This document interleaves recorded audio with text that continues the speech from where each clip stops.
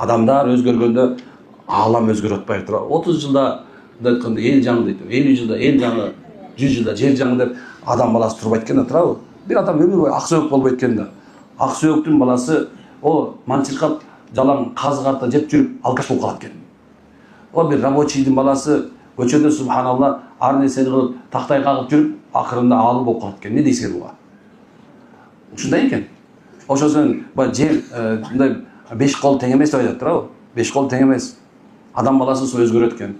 Ошо сенин ар бир нерседе биз өзүбүздү оңдошубуз керек. Турабы?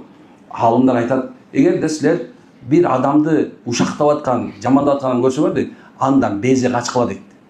Анткени анын сасыгы сени кошо ороп калбасын. Дагы жерде айтат, эгер зулумдукту көргөн болсоңор, ага жардам бергиле дейт. Эгер өзүң өлүп кала турган болсоң дагы, бир адамды зулум кылып атат, он жактан сабап атат, дабине салат, же болбосо кордоп атат. Мына ошол мезгилде сен ошол тараптык болгон, кордолуп аткан тараптык болгон. Аллах сени коргобойт дейт. Биздин динибиз ушундай да.